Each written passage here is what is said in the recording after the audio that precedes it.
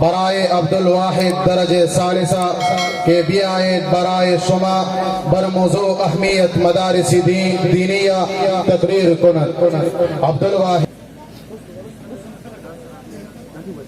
صلی علی رسولہ الکریم. اما بعد فاعوذ باللہ من الشیطان الرجیم. بسم اللہ الرحمن الرحیم. انما يخشى الله من عباده العلماء. وقال النبي صلى الله عليه وسلم ان العلماء ورثة الانبياء. ان الانبياء لم يورثوا دينارا ولا درهما انما ورثوا العلم فمن اخذه اخذ بحظ وافر او كما قال عليه الصلاة والسلام. استادان محترم ابو البلان گلشن انور، السلام علیکم ورحمۃ اللہ وبرکاتہ. امروز موضوع تقریر من خیل اعلی و اشرف است، یعنی معنون بعنوان اہمیت مدارس دینی است. شنوندگان محترم، در جامعہ اسلامی مدارس چی مقام و حیثیت دارد. هیچ مسلمان ہوشیار از این ناواقف نیست. بذریعہ مدارس دینی نہ تنہا در جامعہ اسلامی اخلاق اسلامی زندہ می باشد، بلکہ علوم و فنون اسلامی بھی آن رائج می شود. ہمچنان این موضوع ہمانند روشن و واضح است کہ بدون تعلیمات قرآنی و احادیث نبوی بقا و قیام جامعہ اسلامی متصور نیست. کتاب و سنت سرچشمہ تعلیمات اسلامی است. ماہرین تعلیمات اسلامی و مجربین علوم شرعی در این مدارس پرورش میشوند که سپس ایشان برای آموزش تعلیمات اسلامی فریض خویش را ادا میکنند و مدارس اسلامی بکوشش ایشان تا حد زیادہ کامیاب میشوند. حقیقت این است که آن روشنی که در بر صغیر پاک و هند دیده می شود ہما ببرکت همین مدارس است. شنوندگان عزیز، امروز برخلاف این مدارس تبلیغات زیادی جریان دارد. بر علیہ مدارس اعتراضات می شود. دشمنان ابدی اسلام یہود و ہنود و نصارا در محو کردن آن مصروف هستند و مسلمانان نامنهاد و حکمرانان کشورهای اسلامی نیز در این امر با کفار هم نوا هستند.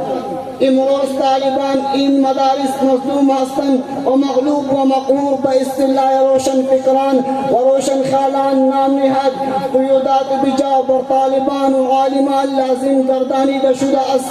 بدعات و رسومات عام شده است و حکمرانی یهود و هنود و انگلیس شروع شده است. حقویان اعدام میشوند و مجاهدین تحت تعقیب قرار داشته و بر ضد آنها دعوا اقامه میشود و منظر الکفر ملت واحدة برپا شده است.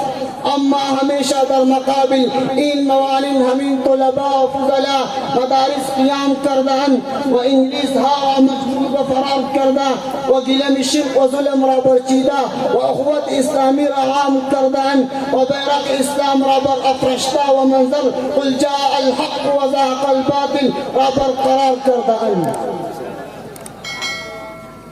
حاضرین محترم، در این مدارس ہزاران محققین، مفسرین، محدثین، متکلمین، مبلغین، فصحاء، بلغاء، اتقیاء و اتقیاء تربیه یافته است که یاد اوری ایشا دلها را تازه میکند. علامہ اقبال رحمه الله که تعلیم دانشگاهی حاصل کرده بود چنین میگوید این مدارس را به حال خودش بگذارید که فرزندان مسلمانان فقیر و مسکین در آن سبق بخوانند. اگر این ملایان و درویشان نماند و شما معلوم است که چی می شود، آن چیزی می شود که من بچشم خود دیدم. اگر مسلمانان بر صغیر پاک و هند از این مدارس محروم شوند بالکل چنان می شود. چنانچہ باوجود حکومت 80 سالہ مسلمانان در ہسپانیہ و جزو انہائی غرناطہ والحمراء و قرطبہ اثری از تہذیب اسلامی دیده نمی شود. در ہندوستان ہم بجز افار تاج محل واگرہ وقلع سرخ از حکومت 80 سالہ مسلمانان نشانی نخواهد ماند. شیخ الاسلام مفتی محمد تقی عثمانی دامت برکاتهم العالیہ نوشته است بہما معلوم است کہ بغداد مدت زیادی مرکز علم و معرفت بود، اما امروز دسیس اقراصت اسلام تمام آن مدارس را به مکاتب و کالجات تبدیل کردند.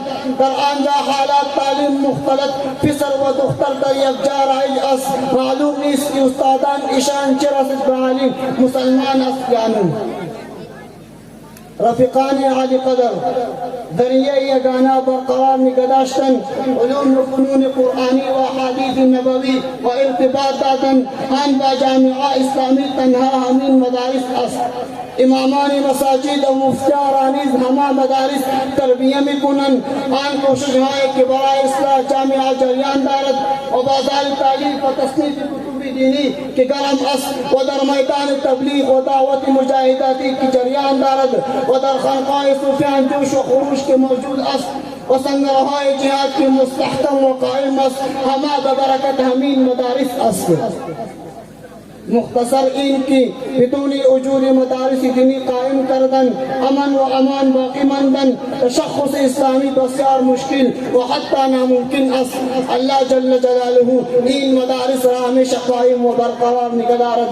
آمین و ما علینا الا البلاغ المبین.